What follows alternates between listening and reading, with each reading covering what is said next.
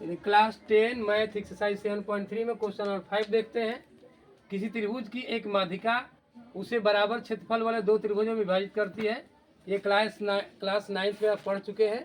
अभी ध्यान दे दीजिए कि कोई माध्यिका रहेगा, मान लेते हैं कि माध्यिका AD है, त्रिभुज ABC का माध्यिका AD है, तो AD इसको दो बराबर भागों में बांट देगी, मतलब दो बराबर क्षेत्रफल वाले त्रिभुजों में बांट देगी। ADB का क्षेत्रफल ADC के क्षेत्रफल के बराबर होगा। तो D का निर्देशांक निकाल लेंगे, BC का मध्य बिंदु D का निर्देशांक निकालेंगे। तो मध्य बिंदु का निर्देशांक होता है x1 प्लस x2 बटे में 2 होता है। तो x1 ये हो गया 3 और 5, वो x1 ये हो गया 3, x2 हो गया 5, तो 3 और 5 को जोड़ेंगे 8 हो जाएगा, उसका आधा कर देंगे 4 हो जाएगा। तो मतलब x1 प्लस x2 बटे में 2 हो जाएगा। ऐसे ही y1 प्लस y2 बटे में 2, तो -2 प्लस 2 जोड़ेंगे तो 0 हो जाएगा। अब जो है डी का ये निर्देशांक 4,0 आ गया।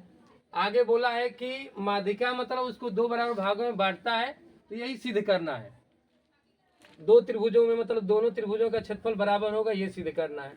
तो त्रिभुज ADB का क्षेत्रफल निकाल लीजिए और त्रिभुज ADC का क्षेत्रफल निकाल लीजिए। दोनों अगर क्षेत्रफल बराबर है तो बस क्लियर है कि दो बराबर भागों में बांट रहा है, क्योंकि हम लोगों को अब त्रिभुज ADC का क्षेत्रफल निकालना पड़ेगा। त्रिभुज ABD का, तो ABD का निकाल लेंगे। A का पॉइंट लिख लेंगे 4 - 6, B का लिख लेंगे 3, 3, -2 और C का लिख लेंगे, D का लिख लेंगे यहाँ पर 4,0। D का हो जाएगा 4,0। यहाँ पर x1 y1, यहाँ पर xy रहेगा, यहाँ पर भी xy रहेगा। तो 1 1 लिखेंगे पहले में, ये 2 2 लिख लेंगे और ये 3 3 हो जाएगा। और त्रिभुज का क्षेत्रफल निकाल लेंगे, अर्थात त्रिभुज ABD का क्षेत्रफल, त्रिभुज ABD का क्षेत्रफल निकालेंगे। क्षेत्रफल का सूत्र हो जाएगा 1/2 x1 y2 - y3, y2 के बाद 3 आएगा, यहाँ पर तो 2 लिखेंगे और 2 के बाद 3 आएगा, 3 के बाद 1 आएगा, और ये 2 है तो यहाँ पर 3 हो जाएगा, और इसके बाद 3 है तो यहाँ पर 1 आ जाएगा, और 1 है तो यहाँ पर 2 आ जाएगा। मान पुटअप कर लेंगे इसमें। इसके बाद 1/2 x1 का मान कितना है, x1 का मान है 4, 4 रख लेंगे। y2 का मान कितना है, y2 का मान -2 है तो -2 रख लेंगे। y3 का मान कितना है, y3 का मान है ये 0 है, y3 का मान 0 है, 0 लिख लेंगे। x2 का मान कितना है, x2 का मान 3 है तो 3 रख लेंगे। y3 का मान फिर 0 है, 0 रख लेंगे। y1 का मान है -6, तो चिन्ह बदल जाएगा, माइनस माइनस डबल हो जाएगा, प्लस का हो जाएगा। x3 का मान कितना है, x3 का मान है 4, 4 रख लेंगे। y1 - y2, y1 का मान है -6 है ये, और y2 का मान है -2, तो +2 हो जाएगा। इनको हल कर लेंगे, 1/2 हो जाएगा, अंदर हो जाएगा 4 दूना 8 हो जाएगा, -8, 3 6 के 18 हो जाएगा, +18, और 6 में से 2 गया, 4 निकल जाएगा। 4 का 4 में गुणा करेंगे तो -16, तो हो जाएगा 16 और 8 24, 16 माइनस माइनस को जोड़ेंगे, 16 8 24, 24 में से 18 निकाल लेंगे, 6 बच जाएगा, तो बचेगा -6, 1/2 गुणा में, तो ये हो जाएगा -3। तो इसको 3 प्लस का लिख लेंगे, क्योंकि कोई भी त्रिभुज का क्षेत्रफल क्या होता है, प्लस में आता है, तो प्लस का 3 निकाल लेंगे। ऐसे ही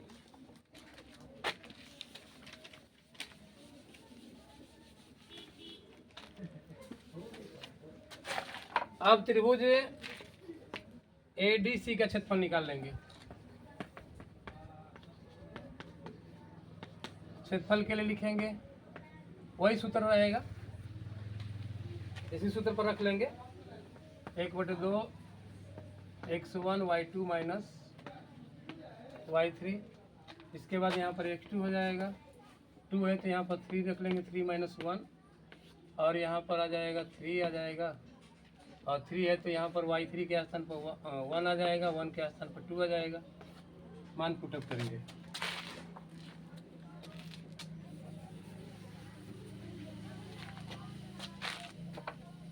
हमारा मान क्या होगा, हमारा हो जाएगा a का मान, a को पहले लिख लेंगे, a है हमारा 4, -6, इसके बाद बी है, बी क्या नहीं, ए डी सी का निकाल रहे हैं ना, ए डी सी, तो डी हो जाएगा हमारा 4,0, डी है 4,0 और सी का मान है 5,2। अब यहाँ पर एक्स वाई, फिर यहाँ पर भी एक्स वाई, यहाँ पर भी एक्स वाई लिख लेंगे, फिर 1 1 लिख लेंगे, इसमें 2 2 लिख लेंगे, इसमें 3 3 रख लेंगे। अब मान पुटअप करेंगे, 1/2 है तो 1/2 रखेंगे। x1 का मान है 4 है, 4 रख लेंगे। y2 का मान कितना है, y2 का मान 0 है। y3 का मान कितना है, y3 का मान 2 है। यहाँ पर x2 का मान कितना है, 4 है। y3 का मान कितना है, y3 का मान 2 है। y1 का मान कितना है, मान पुटअप कर लेंगे, प्लस का 6 हो जाएगा। इसके बाद x3 का मान है हमारा 5 रख लेंगे। इसके बाद है y1 माइनस y2, y1 का मान कितना है, माइनस का 6 है, और y2 का मान है 0, तो इनका मान हो जाएगा, ब्रैकेट लगा लेंगे यहाँ पर हो जाएगा 1/2, 4 का 2 में गुणा करेंगे, माइनस का 8 हो जाएगा, 6 2 8 8 8 हो जाएगा, 8 का 4 में 32 हो जाएगा, 6 25 30 हो जाएगा, माइनस का 30 हो जाएगा। तो इसका मान कितना आ जाएगा, 30 और 8 38 हो जाएगा, 38 में से 32 निकलेगा, माइनस का 6 हो जाएगा, आएगा तो माइनस का 3। तो दोनों का ही क्षेत्रफल बराबर आ गया। अतः त्रिभुज ए बी डी का क्षेत्रफल बराबर त्रिभुज ए डी सी का क्षेत्रफल, यही सिद्ध करना था।